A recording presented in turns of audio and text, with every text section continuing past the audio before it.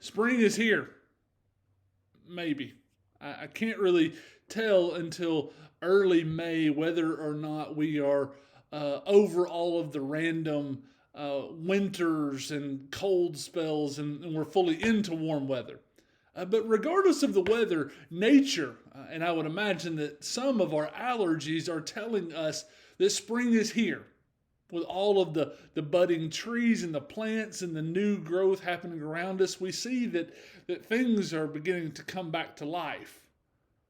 I have enjoyed sitting in my office over the past couple of weeks and looking out my window to see the trees that are budding.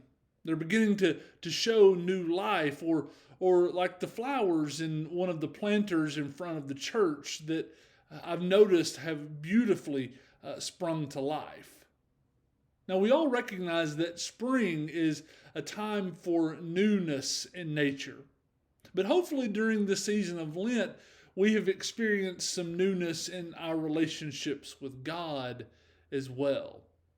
The purpose of Lent is for each of us to acknowledge those areas of our lives that are less than God's desire for us.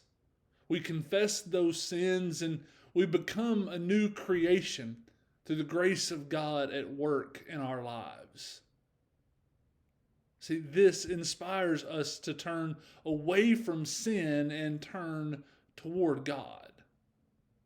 Now, this work of becoming a new creation in Christ involves not just becoming a better version of ourselves, but also following a new example of relating to God and others. I realize that many of us didn't grow up with a Maundy Thursday service, but during Holy Week, that Maundy Thursday service gives us an opportunity to specifically remember the new example that we have to follow in relationship to God and other people.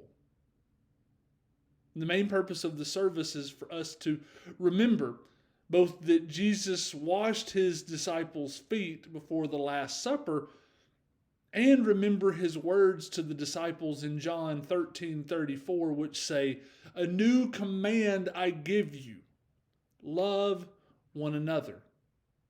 As I have loved you, so you must love one another." Now, new commandment is Latin is translated into Latin as mandatum novum. And in the mid 15th century, mandatum or commandment was translated into English as Maundy.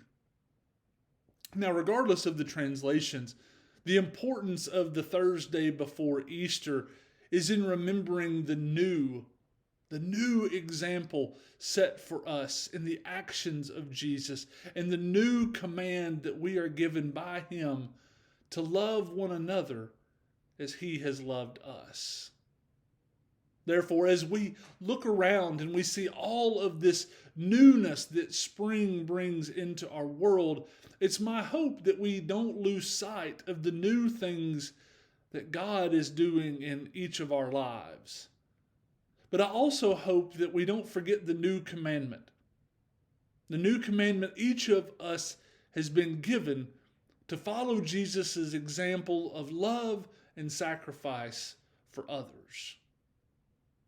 I hope you all are doing well, and I hope everyone is making plans to attend our Maundy Thursday service on April 1st at 6:30.